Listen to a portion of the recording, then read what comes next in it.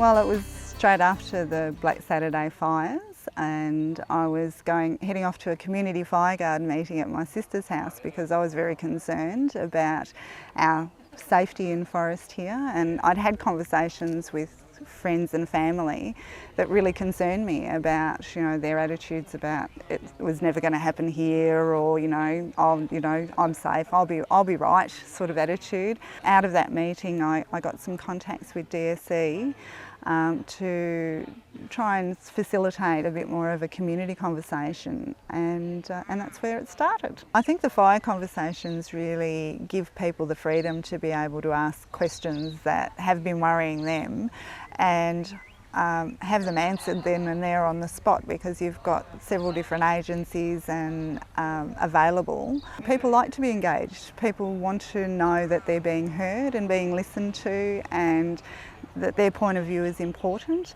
and I think this style of conversation does that, and I think it draws out from people who might not normally stand up in a meeting and say something. I think it gives everybody the opportunity to have their say.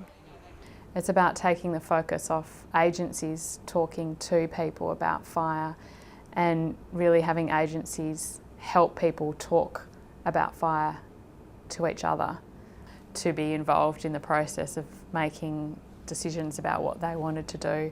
I think was initially like, ooh, this is different and in some ways maybe challenging. The establishment of the community fire guard groups within the township was a fantastic outcome of the fire learning networks, and that's just about people coming together and saying, oh, I live next door to you, and then what are you planning to do on a Code Red day? We've had people who've maybe lived down the road from each other but haven't really known each other on any other level apart from maybe waving when they went past, to having a real connection with them.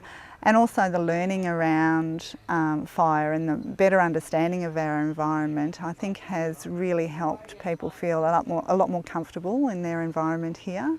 The philosophy of fire agencies is individual empowerment and individuals addressing their own risks. So you need that individual empowerment as well as the community. The project has empowered the champions to do the engagement rather than agencies doing the engagement.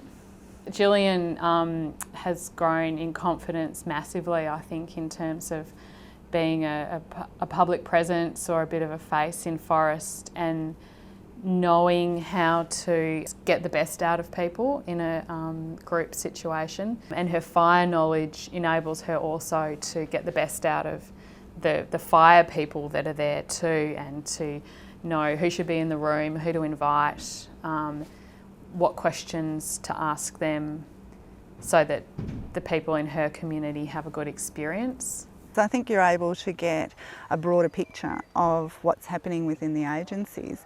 And not only that, the agencies are also learning from the community. It's very much a two-way street at these kinds of things that I've noticed, that the community knows their environment. They know, where the fire's most likely to come from, or, what's an important tree to the community that they don't want burnt in a planned burn. So it's really important that you get that crossover between the communities and agencies, and this more relaxed format seems to be a really good way of doing that. It's really important that the community is resilient and able to think and do for themselves.